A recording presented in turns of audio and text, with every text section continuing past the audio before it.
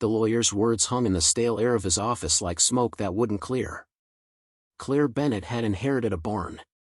Not a house, not money, not even the land it sat on, just a weathered barn on the edge of Millbrook County that her Uncle Walter had rented for 30 years before his sudden death 3 weeks ago.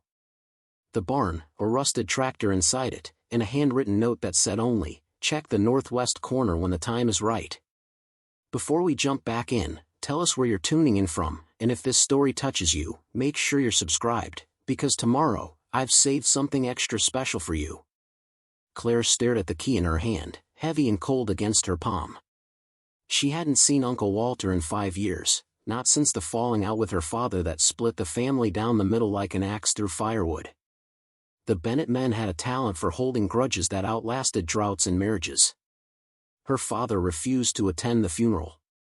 Claire went alone, standing at the back of the church while 12 people scattered across the pews, most of them looking more curious than grieved. Now she sat in her sedan outside the barn, watching late afternoon light turn the distant hills the color of bruised fruit.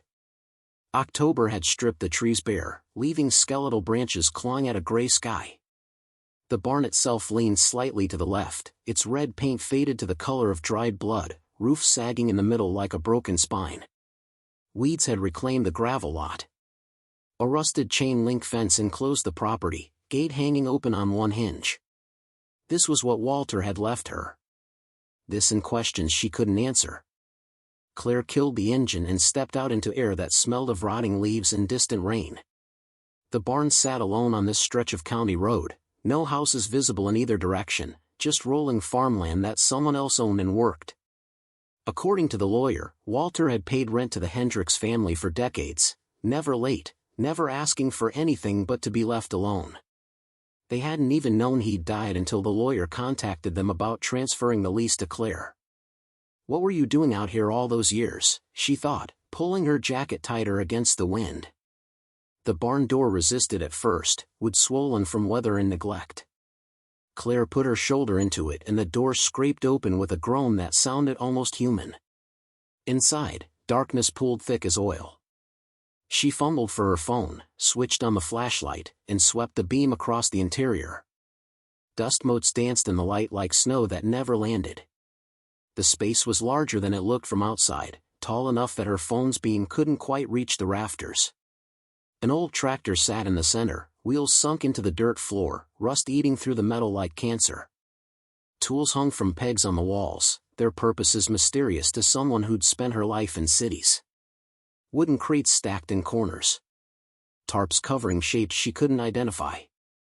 The air inside tasted of earth and oil and something else, something that made her think of closed spaces and secrets kept too long. Claire walked slowly through the barn, her footsteps loud in the silence. Everything was coated in dust except for a path worn into the dirt floor, leading from the door to the back of the barn and then stopping at the wall. Someone had been here recently. Someone had walked this same route over and over until the earth remembered. She followed the path to where it ended. The back wall was made of old planks, wood dark with age and moisture. Nothing remarkable about it except that this was where the path led. This was where someone had stood, again and again, facing a wall that held nothing but shadows. "Northwest corner," the note had said. "Check the northwest corner when the time is right." Claire turned, orienting herself. The door she'd entered through faced south based on the afternoon light. That made this the north wall. She moved to her left, running her hand along the rough wood until she reached the corner where north met west. The planks here looked the same as everywhere else.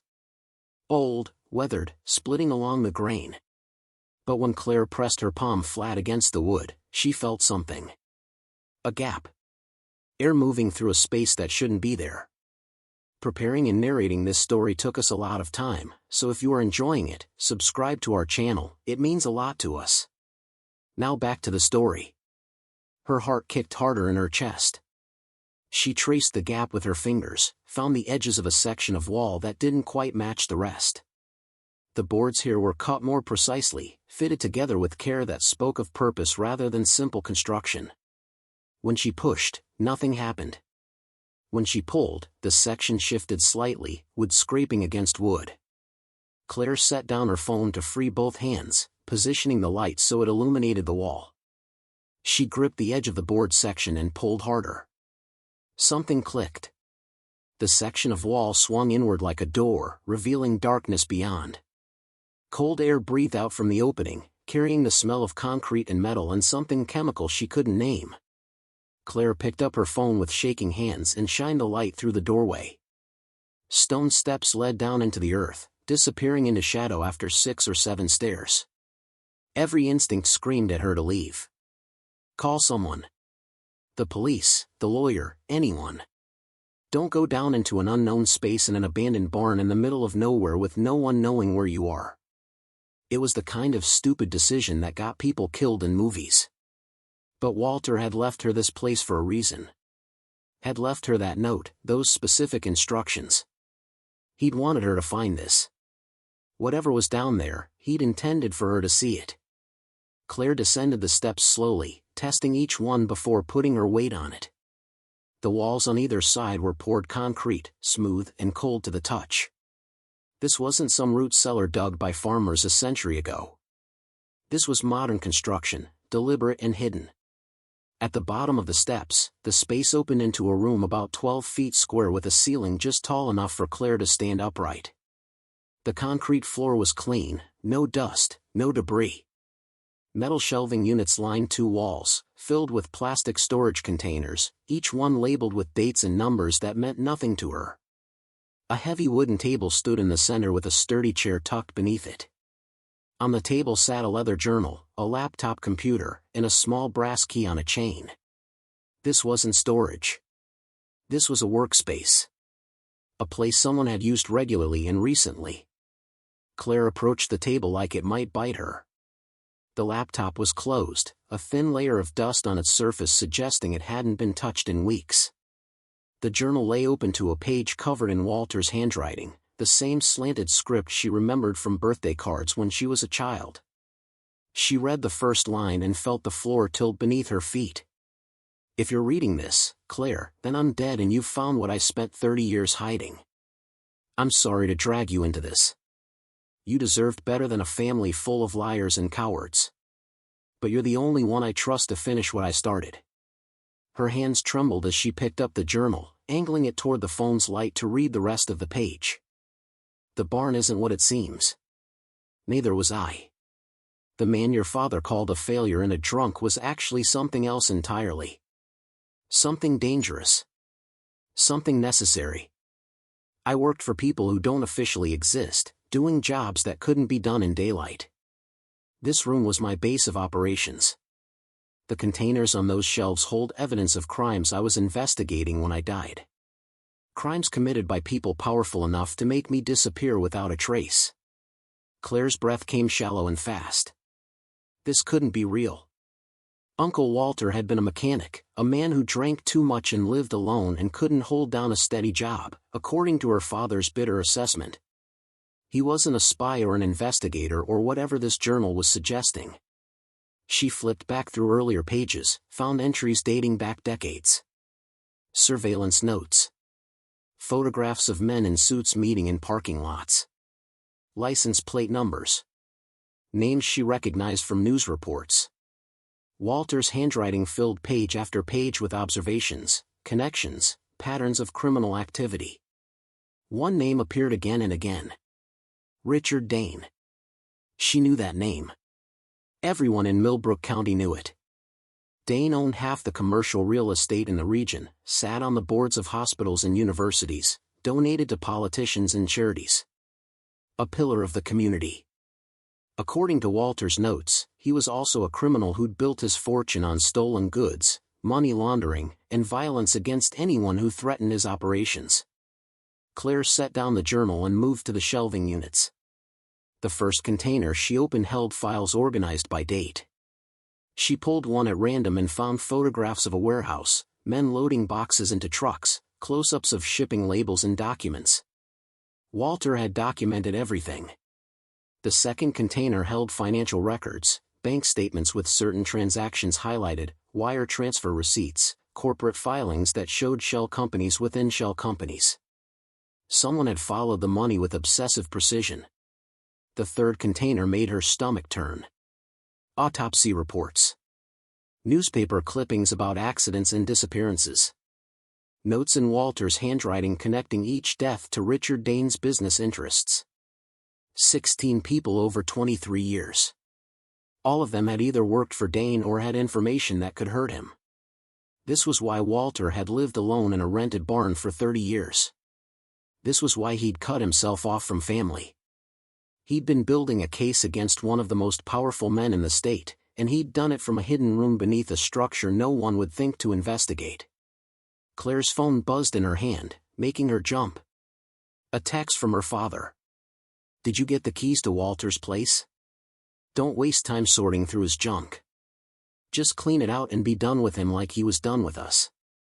She stared at the message, seeing her father's words in a new light. The falling out between Walter and his brother. The way her father had always spoken about Walter with contempt mixed with something else. Something that looked like fear when you knew what to look for. Had her father known? Had he suspected what Walter was really doing? Claire returned to the journal, flipping to the most recent entries. The last one was dated 2 days before Walter died. "Dane knows. I don't know how he found out, but he knows I have evidence against him. I saw one of his men watching the barn yesterday. They're trying to decide how to handle me without drawing attention. I've made arrangements. If something happens to me, Claire will inherit this place. She's smart enough to understand what I'm leaving her. Smart enough to know what to do with it. I'm sorry, Claire. I'm sorry to put this weight on you. But someone has to finish this. Someone has to make sure these people face justice." The final line sent ice through her veins. If you're reading this, don't trust the local police. 3 of them are on Dane's payroll. Go to the state investigators. Use the brass key to access the safety deposit box at Second National Bank in Hartfield. Account number is in the laptop. Password is your mother's maiden name. Everything you need is there. Claire looked up from the journal, suddenly aware of how isolated she was. How vulnerable. If Dane had killed Walter to protect his secrets, he wouldn't hesitate to kill the niece who'd inherited those secrets. He might already know she was here. Might already be planning how to make her disappear. The barn above her head creaked, with settling or wind pushing against old boards. Or footsteps moving across the floor. Claire grabbed the journal and the laptop, stuffing them into her bag with shaking hands. She needed to get out of this barn, get somewhere public, figure out what to do with what she'd found. The brass key went into her pocket. Everything else would have to wait. She climbed the stone steps as quietly as possible, listening for sounds from above. At the top, she paused at the hidden doorway, peering out into the barn's dim interior. Everything looked the same. Empty and abandoned and harmless. But Claire had learned in the last hour that appearances meant nothing. She stepped through the doorway and pushed it closed behind her, the section of wall sliding back into place with a soft click.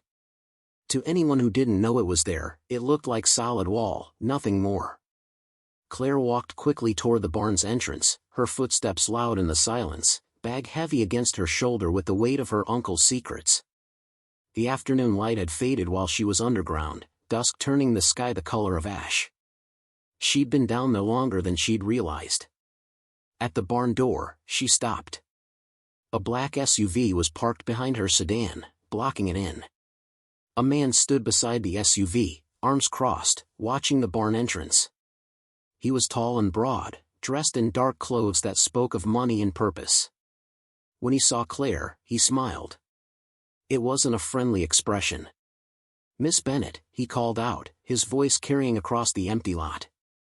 "Mr. Dane would like to speak with you about the property you inherited. He has a business proposition that I think you'll find very generous." Claire's hand tightened on the strap of her bag, feeling the weight of the laptop and journal inside. The evidence that could destroy Richard Dane's empire. The evidence that had gotten her uncle killed.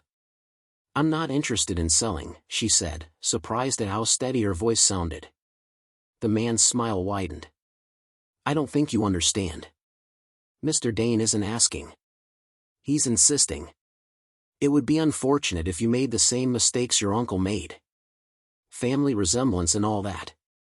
The threat was clear. Cooperate or disappear like Walter had. Claire looked at the man, at the SUV blocking her escape, at the empty road stretching in both directions with no help in sight. She thought about the hidden room beneath the barn, about 30 years of evidence, about 16 people who died because they'd threatened Richard Dane's secrets. And she thought about Uncle Walter, drinking alone in this barn for decades, building his case piece by piece, knowing it would probably get him killed but doing it anyway because someone had to. The time is right, the note had said. Check the northwest corner when the time is right. Claire had found the room. She'd found the evidence. And now she understood what Walter had left her wasn't just information. It was a choice. Walk away and live, or finish what he'd started and risk everything.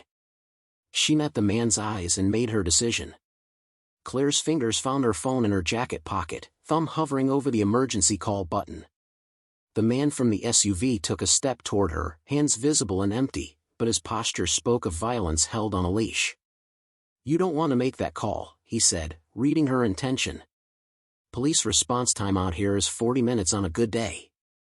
And Sheriff Garrett, well, he plays golf with Mr. Dane every Thursday.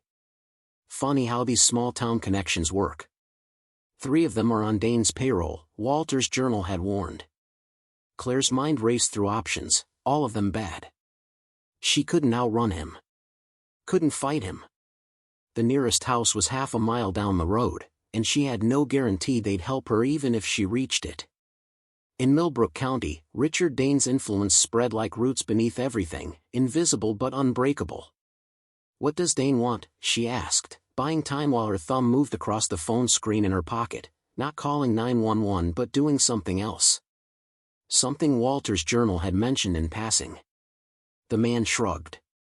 "Same thing you wanted from your uncle. The barn, the property rights, everything inside it. He's prepared to pay generously. More than this place is worth, certainly. You walk away with money in your life. Clean transaction. And if I refuse?" His smile faded. "Then you're as stubborn as Walter was." That didn't work out well for him. Claire's blood ran cold. "You're admitting you killed him." "I'm not admitting anything. I'm stating facts. Your uncle had a heart attack. Medical examiner ruled it natural causes.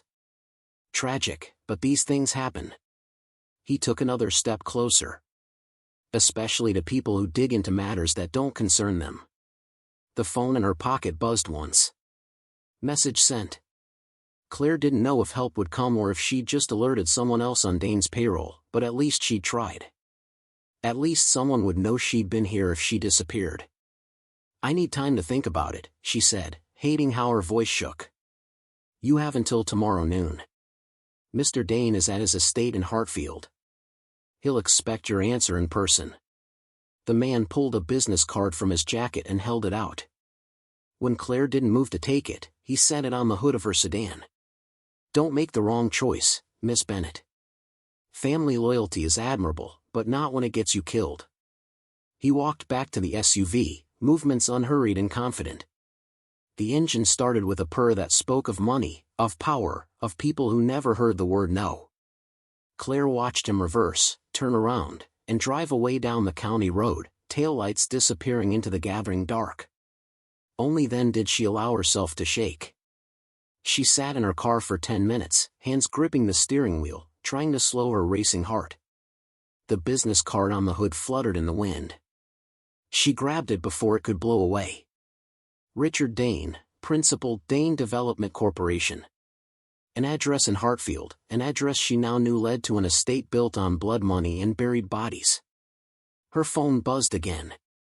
A response to the message she'd sent from her pocket, addressed to the only name from Walter's journal she'd recognized beyond Dane's. Marcus Holt, former state investigator, it had said beside a phone number. Worked organized crime division before retirement.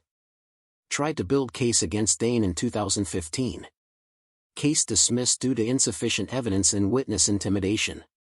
The message that came back was brief. Location? Claire typed quickly. Bennett Barn, County Road 47. Need help. The response came faster than she expected. Stay public. Coffee shop on Main Street, Hartfield. 30 minutes. She started the car with trembling hands and pulled away from the barn, watching it shrink in her rearview mirror. The structure looked harmless in the failing light, just another abandoned building slowly surrendering to weather and time. No one would guess it held secrets worth killing for.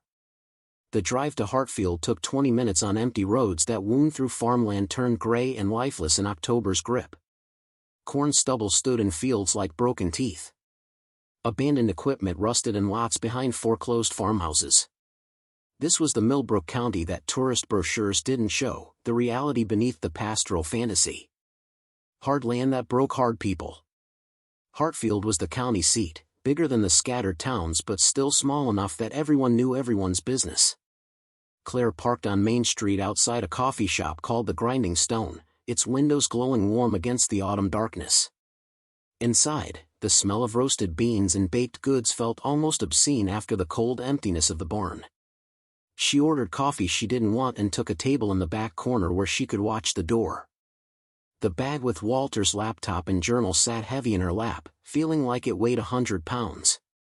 Evidence of decades of crime, and she was the only thing standing between it and destruction. A man entered 15 minutes later, scanning the room with the practiced eye of someone trained to assess threats. He was in his 60s, gray-haired and solid, wearing a canvas jacket over flannel. When his gaze landed on Claire, recognition flickered across his face. He approached her table without hesitation. "You look like Walter," he said without preamble. "Same eyes. Same stubborn set to the jaw. Marcus Holt?" He nodded, pulling out a chair without asking permission. "You said you needed help. I'm assuming you found something at the barn." Claire glanced around the coffee shop. 3 other customers, none paying attention to them. The barista focused on her phone behind the counter. Still, she lowered her voice. "I found everything. Walter's entire investigation. Evidence going back 30 years. Something shifted in Holt's expression, hope and pain mixing together. The hidden room. I always suspected he had one, but he never confirmed it. Too dangerous to involve anyone else," he said. He leaned forward. "What kind of evidence are we talking about?" "Financial records. Photographs. Autopsy reports. 16 deaths linked to Richard Dane." Claire's voice dropped to barely a whisper. "In a journal where Walter documented everything. Including the fact that Dane had him killed. Preparing and narrating this story took us a lot of time, so if you are enjoying it, subscribe to our channel, it means a lot to us. Now back to the story." Holt's jaw tightened. "Can you prove the murder?" "The journal says his last entry was 2 days before his death. He wrote that Dane knew about the investigation and that he'd seen surveillance on the barn. Then he had a convenient heart attack." Claire pulled the journal from her bag, opening to that final page. "He left instructions for me. Said not to trust local police because 3 are on Dane's payroll." Holt read the passage, his weathered face growing harder with each line. "That tracks with what I learned in 2015. I was building a racketeering case against Dane when my witnesses started recanting. Then evidence disappeared from a secured evidence locker. Then my captain called me in and told me the case was dead and I should focus on other priorities. Walter mentioned you in his notes. Said you were one of the few honest investigators who tried to stop Dane. I tried and failed." Bitterness edged his voice. "Retired a year later. Couldn't stomach watching criminals walk free because they had the right connections." He closed the journal carefully, as if it were something sacred. "But if Walter documented everything, if the evidence is as solid as you say, we might finally have enough to bring Dane down."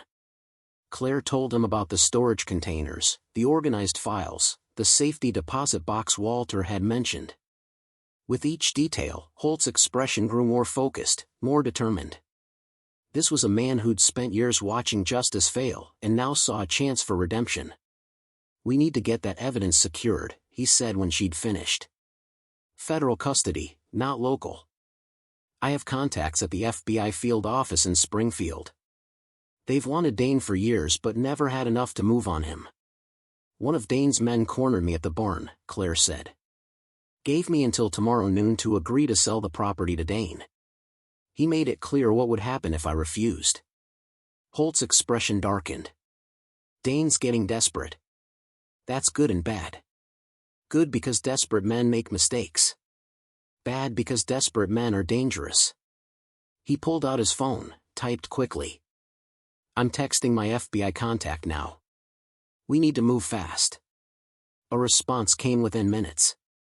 Holt read it, then looked up at Claire with grim satisfaction. They're interested. Very interested. But they need to verify the evidence before they can act. Can you get me into the barn tonight?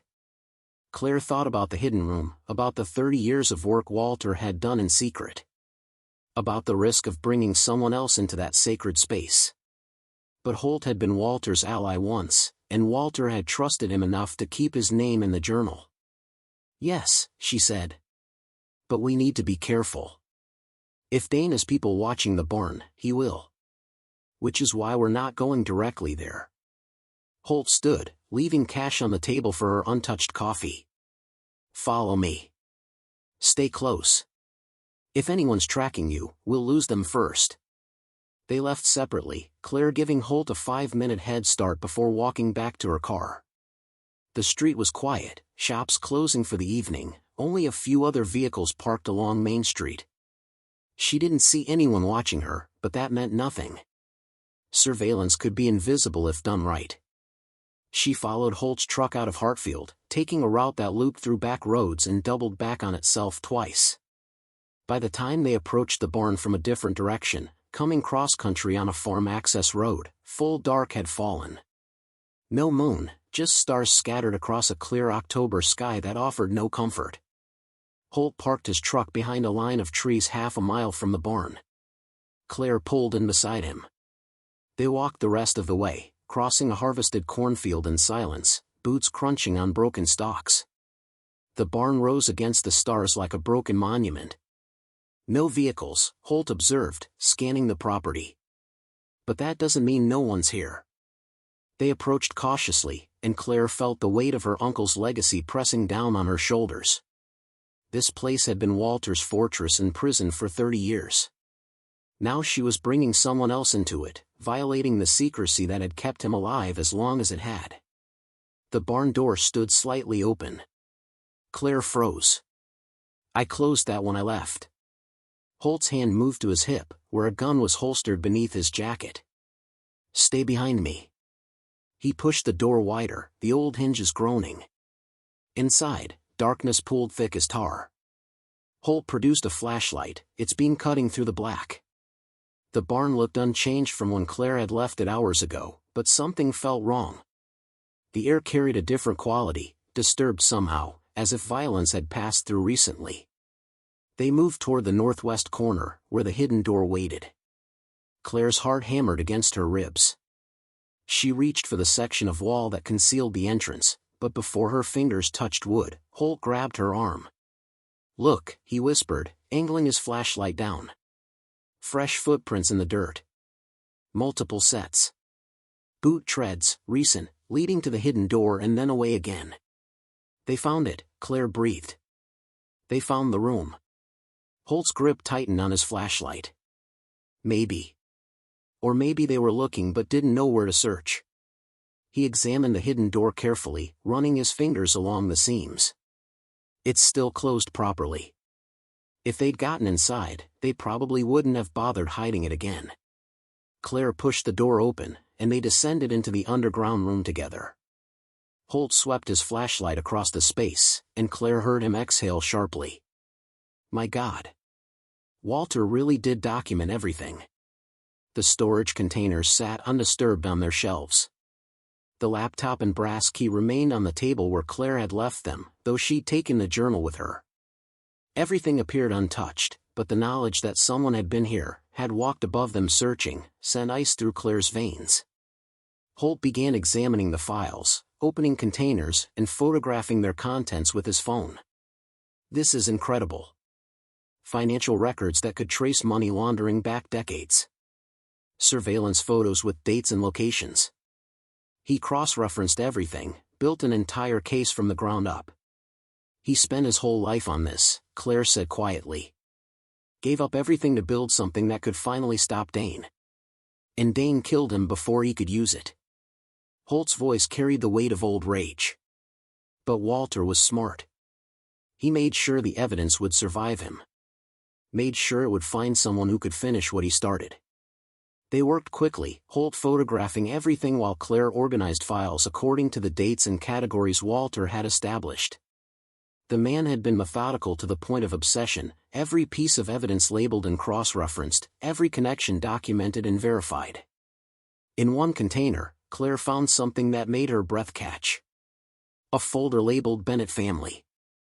Inside were photos of her father, her mother, even Claire herself as a child. Walter had been watching them, protecting them from a distance. There were notes about her father's business, about threats that had been made and then mysteriously withdrawn. About a fire at her parents' house 15 years ago that investigators had ruled accidental. Arson, Walter had written beside the insurance report. Dane warning my brother to keep his mouth shut about the barn. The pieces clicked into place with sickening clarity. The falling out between Walter and her father hadn't been about money or pride. It had been about protection. Her father had known, or at least suspected, what Walter was doing. And Walter had pushed him away, driven him off with harsh words and manufactured grievances, because being close to Walter Bennett meant being close to death. He saved us, Claire whispered, staring at the photos of her family. He made my father hate him so we'd stay away from this. So Dane wouldn't see us as leverage against him. Holt looked over her shoulder at the file. His expression softened with understanding and sorrow. Walter was a better man than anyone gave him credit for. Including himself, probably. They heard it at the same moment. Footsteps above, multiple people moving through the barn. Voices, muffled by the floor but clearly searching for something. Holt killed his flashlight instantly, plunging them into absolute darkness. Claire's hand found his arm, holding on as her eyes struggled to adjust. Through the floor above, she heard someone say, "The old drunk probably buried it somewhere. Could be anywhere on this property." Another voice responded, deeper and edged with frustration. "Mr. Dane wants it found tonight. Tear this place apart if you have to." The sound of tools against wood echoed through the barn. They were dismantling it, searching for the hidden room that sat directly beneath their feet. Holt's mouth was at Claire's ear, voice barely a whisper. "Is there another way out?" Claire shook her head, then realized he couldn't see her. "No. Just the stairs. Then we wait. They'll either find the door or they won't. If they find it, I'll go up first. You stay behind me and run for my truck if they're shooting. I'm not leaving the evidence doesn't matter if you're dead." Walter didn't spend 30 years on this so his niece could die in the same hole. His hand found hers in the darkness, squeezed once. "Trust me. I've been in worse situations than this." They stood in absolute silence as the search continued above them. Claire could track the men's movements by sound, could hear them overturning the tractor, throwing aside tarps, breaking open crates. Anger rose in her throat. This was Walter's place, his sanctuary, and these men were violating it the way Dane had violated everything he touched. The footsteps grew closer to the northwest corner. Claire held her breath. One set of boots stopped directly above the hidden door. "Wait," the voice said. "This wall sounds different." The sound of knuckles rapping against wood. Then silence as someone examined the section more carefully. "There's a seam here. Looks like a door." Claire's heart stopped. Holt's hand tightened on his gun. The footsteps moved away. "Could be. Or could be old repair work. Let's check the rest of the barn first, make sure we're not missing something obvious." They moved off, and Claire allowed herself to breathe again. Beside her, Holt remained tense and ready. "We need to contact the FBI now," he whispered. "Before these men figure out what they're standing on." Claire fumbled for her phone, the screen painfully bright in the darkness. No signal underground. She showed Holt the dead bars, and he cursed softly. Above them, the search continued. Wood splintered as someone tore boards from the wall. Metal clanged as tools were thrown aside. The men were growing more destructive, more desperate. Sooner or later they'd come back to that seam in the northwest corner, and this time they'd investigate more thoroughly. "I'm going up," Holt decided. "I'll create a distraction, draw them away from the barn. You wait 5 minutes, then get to my truck. Keys are in the ignition. Drive to the FBI field office in Springfield. I'll text you the address. You can't fight 4 men alone. I'm not fighting anyone. I'm creating chaos and then disappearing into the dark. I spent 20 years doing tactical operations. I know how to vanish." He pressed his truck keys into her hand. 5 minutes, Claire. No more. And if something happens to me, you finish this. You make sure Walter didn't die for nothing." Before she could argue, he was moving toward the stairs, each step silent despite his size. At the top, he paused at the hidden door, listening. Then he pushed it open and stepped through. "Federal officer." His voice rang out loud and commanding. "You're all under arrest for criminal trespass and conspiracy. Get on the ground now." Chaos erupted. Shouts, running footsteps, someone knocking over equipment in their panic. Holt was already moving, his footsteps pounding toward the barn entrance. A gunshot cracked through the night, then another. More shouting, this time outside the barn. Engines starting, vehicles tearing away down the gravel road. Claire counted the seconds in her head, each one stretching into eternity. At 5 minutes, she climbed the stairs and emerged into the barn. Empty now, torn apart but empty. The door stood wide open, showing stars and darkness beyond. She ran. Across the cornfield, stumbling over broken stalks, lungs burning with cold air and fear. Holt's truck sat where they'd left it, but Holt himself was nowhere in sight. Claire slid behind the wheel, started the engine, and drove without headlights until she hit the county road. Her phone finally found signal as she approached the highway. It immediately buzzed with a text from Holt. "I'm safe." They scattered. "FBI office is 110, Jefferson Street, Springfield. Tell them everything. I'll meet you there." Relief flooded through her so intensely she had to pull over until her hands stopped shaking. Walter's laptop and journal sat in the passenger seat, survivors of a night that could have ended with everything destroyed. The evidence lived. The truth would finally come out. But as Claire pulled back onto the road and pointed the truck towards Springfield and Justice, she knew this was just the beginning. Dane wouldn't stop because one search had failed. He'd escalate, use every resource at his disposal to silence her before she could speak. The barn sat behind her in the darkness, empty now of everything but ghosts. Walter's ghost, and the ghosts of 16 people who died for threatening a powerful man's secrets. Claire was about to join their ranks as an enemy of Richard Dane. But she was also about to finish what her uncle had started. And that was worth any risk.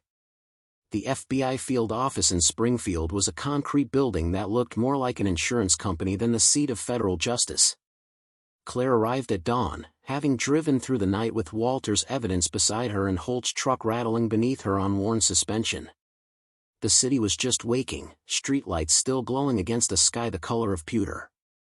Special Agent Victoria Rhodes met her in the lobby, a woman in her 40s with sharp eyes and the kind of calm competence that came from years of dealing with liars and criminals. Holt had called ahead, explained enough to get Rhodes out of bed and into the office before sunrise. "Miss Bennett," Rhodes said, shaking Claire's hand with a grip that was both firm and assessing. "Marcus speaks highly of your uncle. Said Walter Bennett was one of the most thorough investigators he'd ever encountered, even if he never wore a badge." Claire's throat tightened at hearing Walter described that way. An investigator. Not a drunk or a failure or the family embarrassment, but someone who'd spent decades pursuing justice in the only way available to him. They moved to a secure conference room where Claire spread out everything she'd brought. The laptop, the journal, photographs from the storage containers she'd grabbed in those frantic minutes before fleeing the barn. Rhodes examined each item with meticulous care, occasionally asking questions in a voice that gave nothing away. "This is substantial," Rhodes finally said, after nearly an hour of review. "More than substantial. This is 30 years of documentation that corroborates suspicions we've had about Richard Dane for a long time. Financial crimes, racketeering, potentially multiple homicides." She looked up at Claire. "Your uncle built a RICO case without even realizing it. If half of this holds up under scrutiny, Dane is going away for the rest of his life." "What about the rest of it?" Claire asked. "The evidence still at the barn? We'll secure that today. I'm coordinating with the state police, units we know aren't compromised by Dane's influence." Rhodes's expression hardened. "But I need to be honest with you, Miss Bennett. Once we move on this, Dane will know his time is up. Desperate men do desperate things. You're going to need protection until we have him in custody." Claire had expected this, but hearing it stated so plainly made her stomach clench. "For how long?" "Depends on how quickly we can execute arrest warrants and secure all evidence. Days, possibly weeks." Rhodes closed the journal carefully. "I know this isn't what you signed up for when you inherited that barn. But your uncle chose you for a reason. He trusted you to see this through." The door opened and Marcus Holt entered, looking tired but unharmed. Relief flooded through Claire at the sight of him. "They're already scrambling," Holt reported, addressing Rhodes. "I have a source who says Dane called an emergency meeting with his attorneys at 3 this morning. He knows something spooked his people at the barn." Rhodes nodded. "Then we move fast. I'm requesting immediate warrants for Dane's arrest and for search warrants on his properties. Judge Martinez is clean, she'll sign them." She turned to Claire. "You'll stay in federal protective custody until this is resolved. No contact with family or friends, no social media, nothing that could compromise your location." The reality of what she'd set in motion was beginning to sink in. Claire thought about her life in the city, her job at the museum archive, her small apartment with its carefully organized books and predictable routine. All of that felt impossibly distant now, belonging to a person who no longer existed. The woman who'd driven to Millbrook County to deal with an unwanted inheritance had been naive and small. The woman sitting in this conference room had inherited something far more valuable and dangerous than property. They moved her to a safe house on the outskirts of Springfield, a bland townhouse in a development that could have been anywhere in America. 2 federal marshals took shifts watching the doors. Claire spent the first day sleeping fitfully, her body catching up with the adrenaline crash. The second day she spent reading Walter's journal cover to cover, learning about the uncle she'd never really known. The Walter in those pages was brilliant and lonely and absolutely certain that what he was doing mattered, even if no one would ever know about it. He documented not just crimes but the human cost of them. Next to each death he'd recorded the names of children left fatherless, spouses left widowed, parents who buried their children. He'd made it personal because it was personal. Carol Evans, age 42, survived by 3 daughters. Mark Chen, age 38, survived by elderly parents.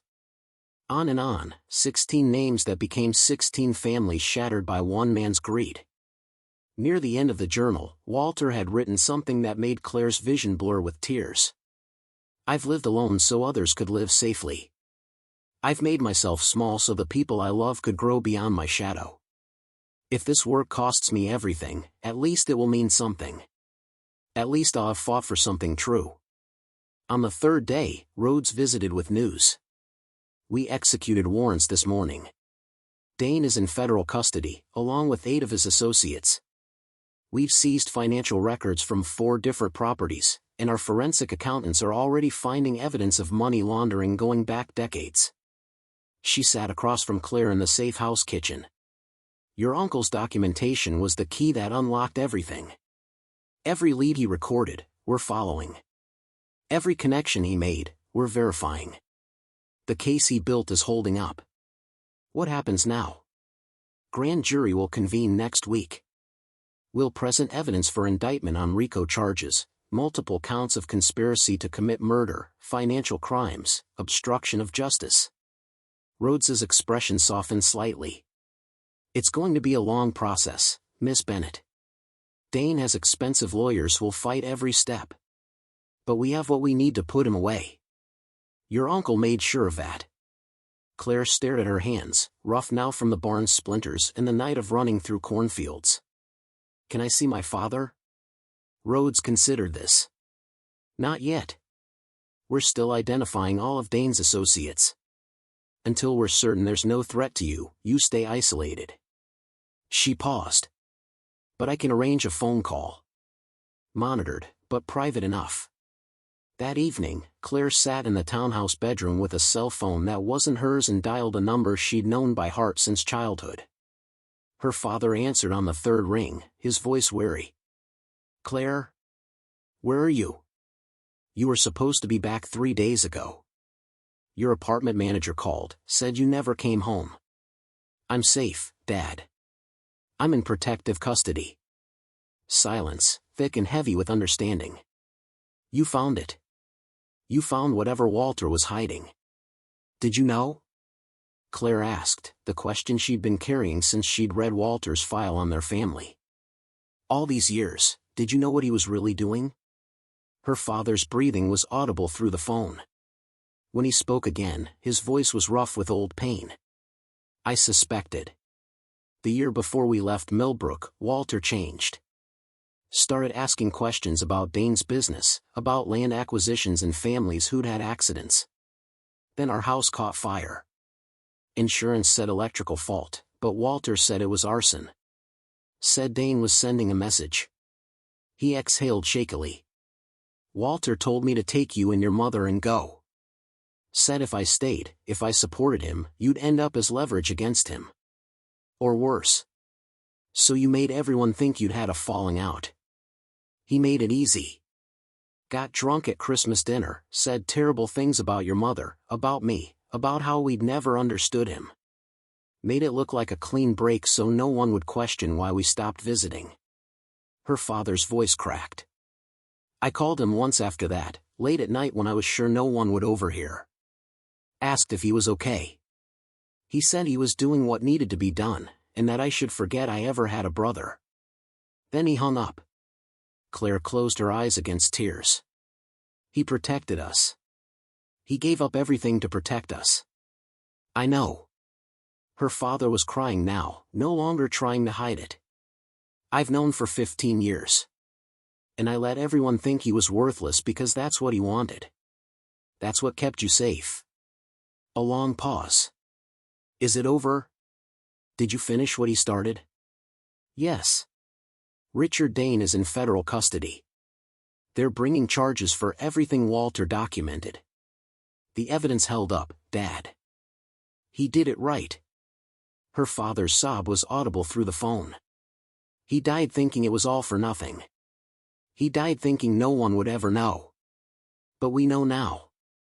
And soon everyone will know.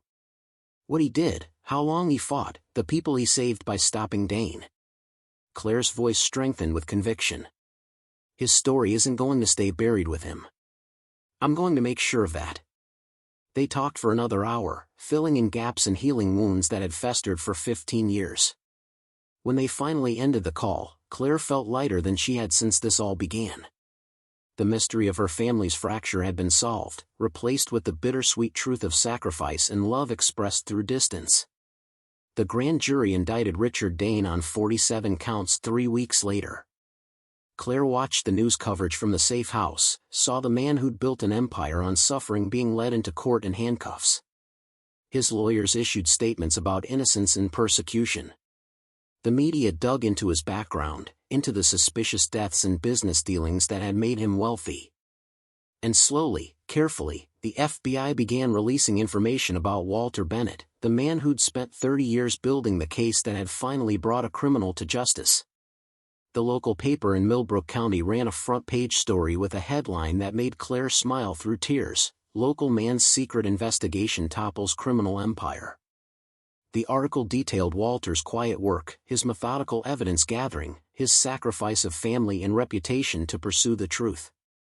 Interviews with Marcus Holt and others who'd known Walter painted a picture of a man far different from the town drunk everyone had dismissed. Claire was released from protective custody 6 weeks after Dane's arrest.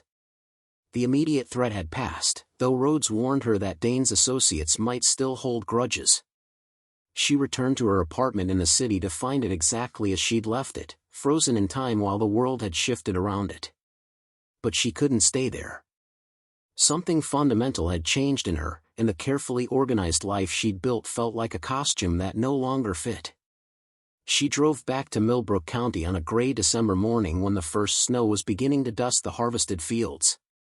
The barn stood where it always had, surrounded now by yellow crime scene tape that flapped in the wind.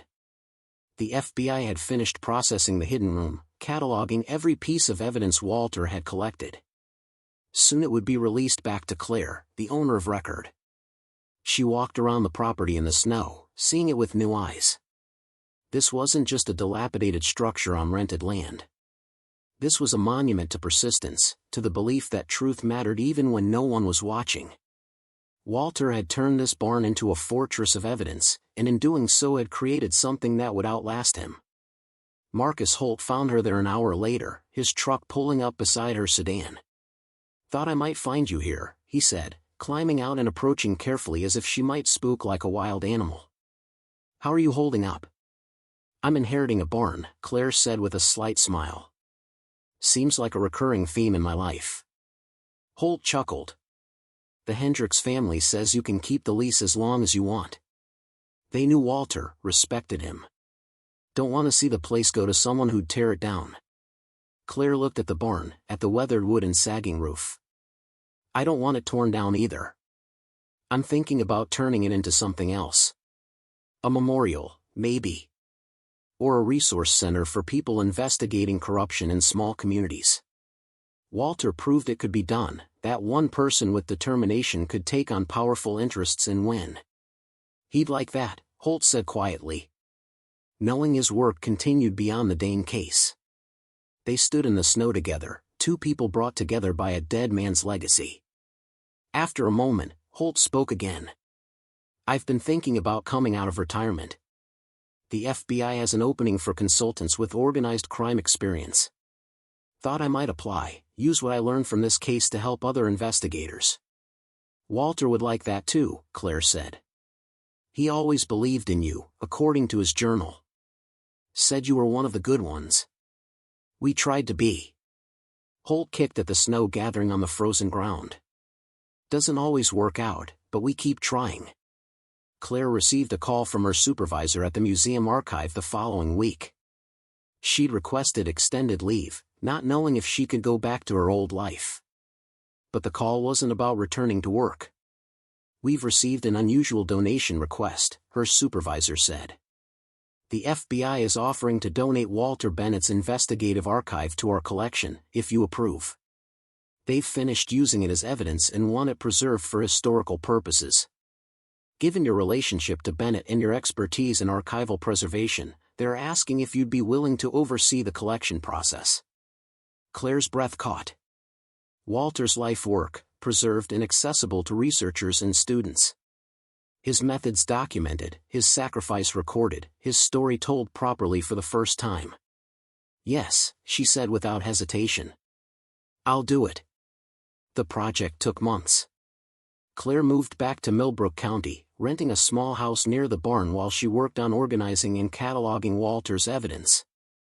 The FBI had copied everything they needed. What remained was the original documentation of a 30-year investigation conducted by a man working alone against impossible odds. She found things in those files that the FBI had missed or deemed irrelevant to their case but were invaluable to understanding Walter as a person. Letters he'd written but never sent, to her father, to people he'd tried to save. Photographs of Carol, his wife who'd died before Claire was born, before the investigation consumed his life. Notes about the farm he'd grown up on, about the land that had meant everything to his family before economic forces beyond their control had taken it away. The archive revealed a man driven not by vengeance but by a bone-deep belief that the powerful shouldn't be allowed to destroy the powerless without consequence.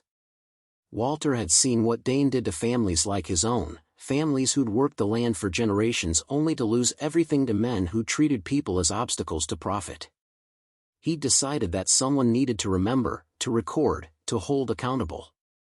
Claire's father visited in early spring, when the countryside was turning green again and the barn had been stabilized with new support beams and a repaired roof. They walked the property together, Marcus at their side, and Claire told them her plans. "I'm creating the Walter Bennett Rural Justice Institute," she explained. Housed in the barn, focused on training people to document corporate crimes in agricultural communities. We'll teach investigative techniques, evidence preservation, how to build cases when local authorities won't help. Everything Walter taught himself, we'll formalize and share. Her father stood at the entrance to the barn, looking at the place his brother had spent decades working in secret. He'd say you were being too generous. That he didn't deserve monuments or institutes. Then it's good he's not here to argue, Claire said gently. Because what he deserves and what he'd accept were never the same thing. They descended into the hidden room, now lit with proper lighting and cleaned of the dust that had accumulated over the years. The shelving units remained, empty now but standing as testament to the work done there. Claire had placed a single photograph on the wall, Walter in his younger days, standing beside a tractor with a slight smile that suggested he still believed the world could be fair. "The FBI wants to use this case as a training example," Marcus said. "How a lone investigator with limited resources can build a prosecutable case through patience and documentation. Walter's going into textbooks, Claire. His methods are going to be studied." Her father touched the photograph gently. "All those years, I thought he'd wasted his life. Thought he'd let grief and anger destroy him." His voice was thick with regret. "I should have trusted him. Should have found a way to help." "He didn't want your help," Claire said. "He wanted you safe. He wanted me to have a normal childhood, away from all this. That was the help he needed from you, and you gave it to him." They emerged from the hidden room into spring sunlight that slanted through the barn's open door. Outside, contractors were beginning work on the renovation that would transform the structure into a teaching facility. The old would be preserved, the walls that had sheltered Walter's investigation maintained as they were, but new spaces would be added for classrooms and research areas. Claire stood in the doorway, looking out at the farmland rolling away toward distant hills. This soil had seen generations rise and fall, had absorbed the sweat of honest work and the blood of violence. It remembered everything and judged nothing, simply enduring season after season while humans played out their small dramas above it. Walter had understood that about the land. Had known it kept secrets until someone cared enough to dig them up and bring them into the light. He'd spent 30 years digging, and now his niece was ensuring that what he'd unearthed would never be buried again. Richard Dane was convicted on 34 counts in a trial that stretched through summer. The jury deliberated for 6 hours before returning guilty verdicts that would keep him in federal prison for the rest of his life. Claire attended the sentencing, sitting in the back of the courtroom where Dane couldn't see her. When the judge handed down 3 consecutive life sentences, she felt something release in her chest that she hadn't known she'd been holding. Afterward, on the courthouse steps, reporters surrounded her asking for comments. She kept her statement brief. "My uncle Walter Bennett spent 30 years pursuing justice for people whose deaths were dismissed as accidents. Today that justice was served. I hope the families of those 16 victims find some peace knowing their loved ones weren't forgotten, and that the man responsible for their suffering will never hurt anyone else again." The Walter Bennett Rural Justice Institute opened the following spring, 1 year after Claire had first discovered the hidden room. 50 people attended the dedication ceremony, including families of Dane's victims, journalists who'd covered the case, and FBI agents who'd built the prosecution using Walter's evidence. Marcus Holt gave a speech about integrity and persistence. Claire's father unveiled a plaque that bore Walter's name and a quote from his journal, "The powerful count on silence and forgetting. I choose to remember and speak." Claire stood in the barn that had been transformed but not erased, watching people explore the space where her uncle had worked in isolation for so long. The hidden room was open now, preserved as it had been but accessible to visitors who wanted to understand how one person's determination could change everything. A young woman approached her, maybe 25, with the worn hands of someone who worked the land. "My father lost his farm to foreclosure 5 years ago," she said quietly. "Bank said he defaulted, but the numbers never made sense to him. He tried to fight it but couldn't afford lawyers, and no one would listen to him. He died thinking he'd failed us." She looked around the barn with fierce intensity. "I want to learn what your uncle knew. I want to learn how to fight back." Claire felt Walter's presence in that moment, not as a ghost but as a legacy that would continue long after everyone who'd known him was gone. "Then let me show you what he left us," she said, and led the young woman toward the hidden room where truth had been preserved against all odds, waiting for someone brave enough to carry it forward. The land outside rolled on beneath spring rain, soil dark and rich and patient. It had outlasted corruption and violence, had absorbed the footsteps of heroes and villains alike. And it would be here long after all of them were dust, holding their stories in its earth, waiting for the next person who cared enough to dig. 3 years after the barn's dedication, Claire stood in the early morning light watching her first group of graduates prepare to leave. 12 people who'd arrived 6 months earlier carrying stories of injustice in small towns across 4 states, who'd learned Walter's methods and were now ready to carry them home. They gathered in the barn's main teaching space, loading boxes of documentation tools and reference materials into their vehicles, exchanging contact information and promises to stay in touch. A woman named Sarah Martinez approached Claire, holding a folder thick with copied documents. "I'm going back to New Mexico," she said. "There's a mining company that's been contaminating groundwater on tribal land for 15 years. Local authorities won't investigate because the company employs half the county. But now I know how to document it properly. How to build a case they can't ignore." Claire recognized the fire in Sarah's eyes. It was the same determination that had driven Walter, the same refusal to accept that power meant immunity from consequences. "Stay in touch," Claire said. "If you need consultation or resources, we're here. And Sarah? Be careful. These cases take time, and the opposition won't play fair." "I know." Sarah's smile was grim. "That's why I'm taking my time. Doing it right, like your uncle taught us." Claire watched them leave one by one, vehicles disappearing down the county road that had once led only to Walter's isolation. Now it connected the institute to a network of people determined to bring accountability to places where corruption had taken root.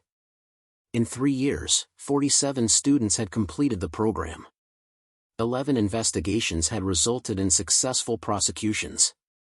Dozens more were still building cases, gathering evidence with the patience Walter had exemplified.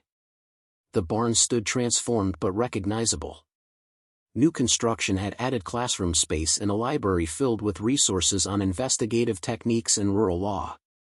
But the original structure remained intact, including the hidden room that was now a museum space where visitors could see exactly how Walter had worked. School groups toured it regularly. Journalism students came from universities across the region to study his methods. Claire's father visited every few weeks now, the drive from his home 2 hours away manageable enough for an old man who'd rediscovered purpose late in life. He'd retired from his business and now volunteered at the institute, teaching sessions on document security and maintaining cover during long-term investigations. The skills he'd learned during his own years of silence, of pretending not to know what his brother was doing, had found unexpected use. She found him that morning in the hidden room, speaking to a visitor who'd come specifically to see where Walter had worked. He wasn't a hero in the traditional sense, her father was saying. He didn't charge into danger or make dramatic gestures. He just showed up, day after day, year after year, and did the work no one else was willing to do. That's real heroism. The kind that doesn't make headlines until decades later.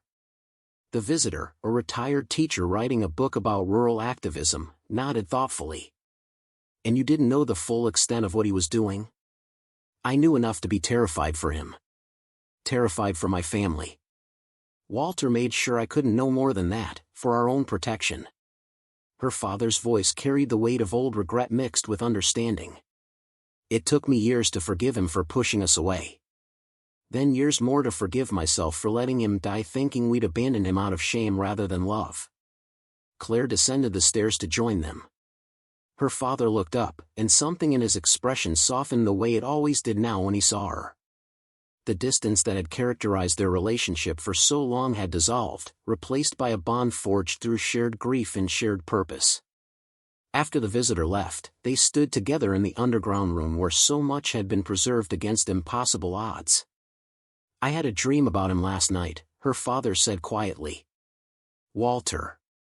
We were young again, back on the farm before everything went wrong. Before our father lost it to debt, before Carol died, before Dane entered our lives." Walter was laughing about something.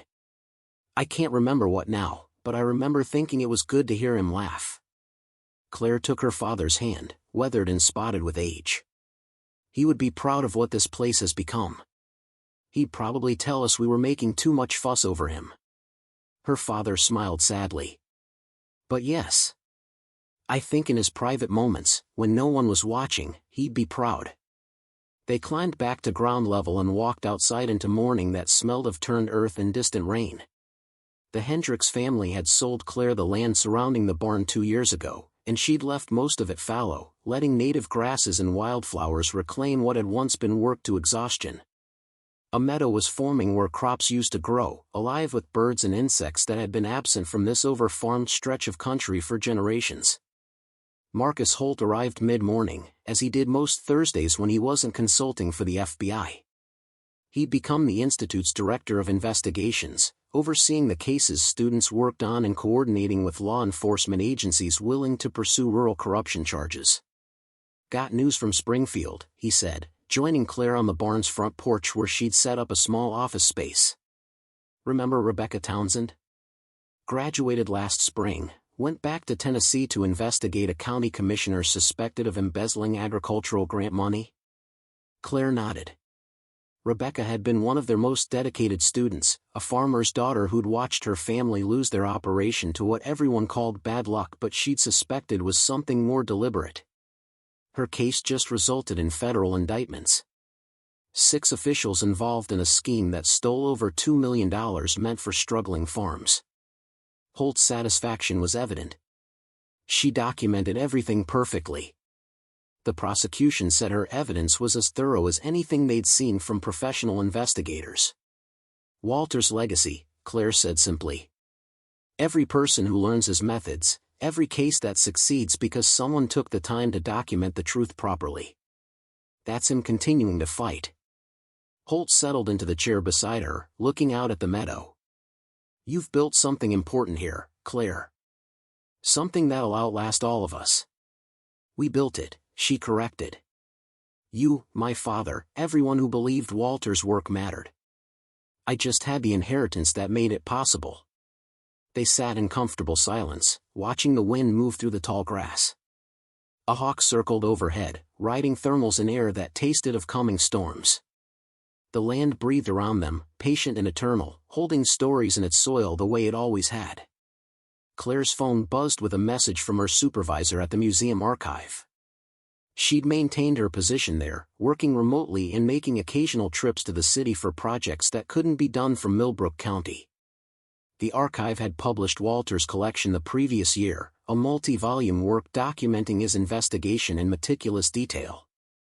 Researchers and journalists consulted it regularly. Law schools used portions in their curricula on investigative ethics. The message contained a link to a newspaper article. "Small Town Justice: How One Man's 30-Year Investigation Changed Rural Law Enforcement." The piece profiled several cases inspired by Walter's methods, including a recent conviction in Oregon where contaminated water from a timber operation had sickened an entire community. "He's becoming what he never wanted to be," Claire murmured, showing Holt the article. "Famous. Known. The opposite of invisible. Maybe that's exactly what needed to happen." Holt read the article with interest. He stayed invisible so the investigation could survive. Now the investigation has succeeded, so his invisibility doesn't matter anymore. The work can stand in the light because the danger's past. Claire considered this. Richard Dane remained in federal prison, his empire dismantled and sold off to pay restitution to victims' families. 3 of his associates had also been convicted. The corruption that had controlled Millbrook County for decades had been broken, replaced by a wariness of power that might last a generation or more. That afternoon, Claire drove out to the small cemetery where Walter was buried. She visited every week, tending the grave and leaving flowers when they were in season.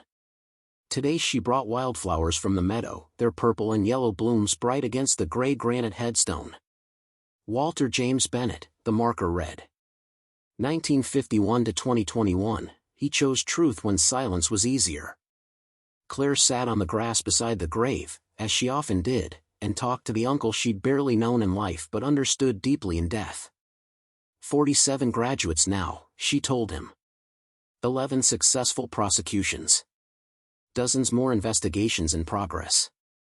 Sarah Martinez is going after a mining company in New Mexico. Rebecca Townsend just got indictments in Tennessee. People are learning your methods, Uncle Walter. They're carrying your work forward. A breeze moved through the cemetery, rustling leaves in the oak trees that shaded the older graves. Claire liked to think it was Walter's way of acknowledging her, though she knew that was sentimental foolishness. The dead didn't respond.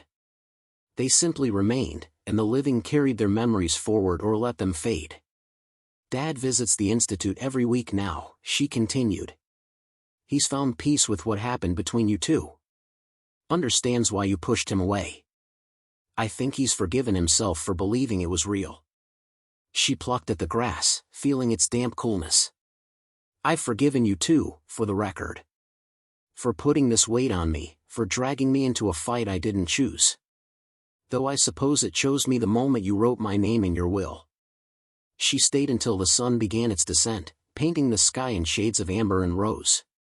As she drove back to the barn, she passed farms that had survived Dane's predation and were now tentatively thriving. The Hendricks operation had expanded, hiring back workers they'd laid off during lean years. The Martinez family, who'd lost their dairy operation in the 90s, had returned and rebuilt on land they'd bought back at auction. Recovery was slow but visible for those who knew what to look for. Evening found Claire in the barn's small apartment she'd built for herself on the second floor. It wasn't much, just a bedroom, bathroom, and sitting area with windows overlooking the meadow, but it was home in a way her city apartment had never been.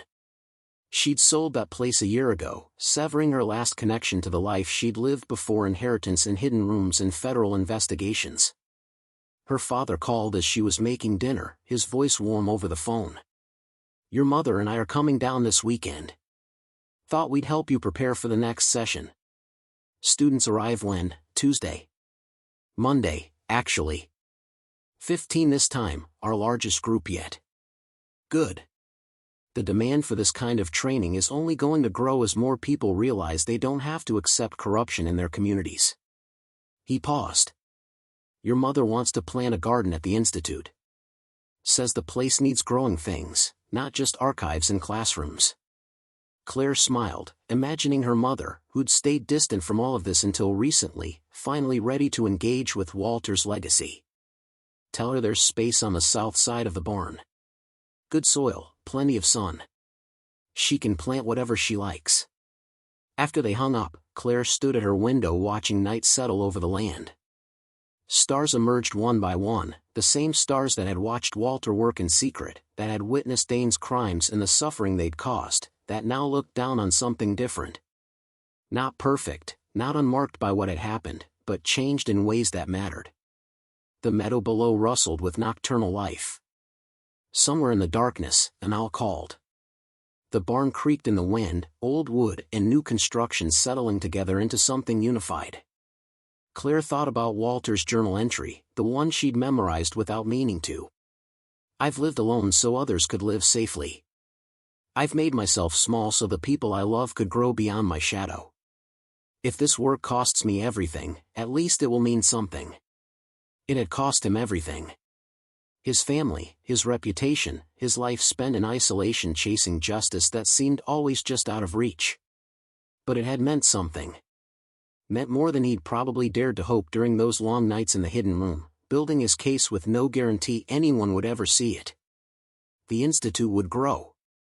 More students would come, learn, leave changed. more investigations would succeed.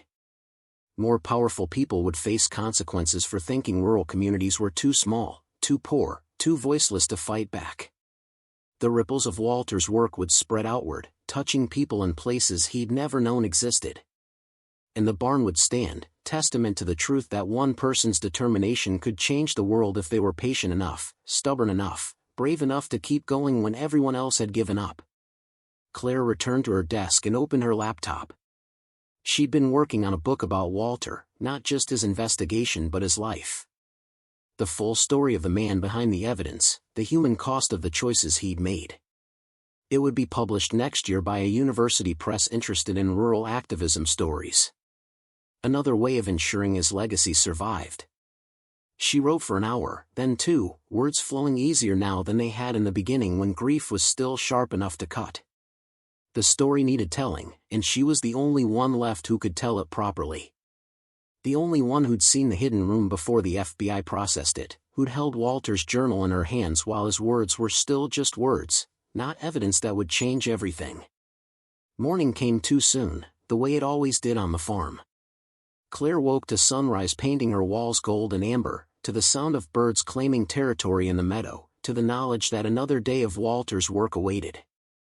Students to teach, investigations to consult on, evidence preservation techniques to refine. She dressed and went downstairs to find Marcus already in the teaching space, preparing materials for Monday's incoming class. Her father would arrive this weekend with her mother. The next generation of investigators would show up Monday with their stories of injustice and their determination to fight back. The barn would fill with voices and purpose, would transform again from memorial into living institution.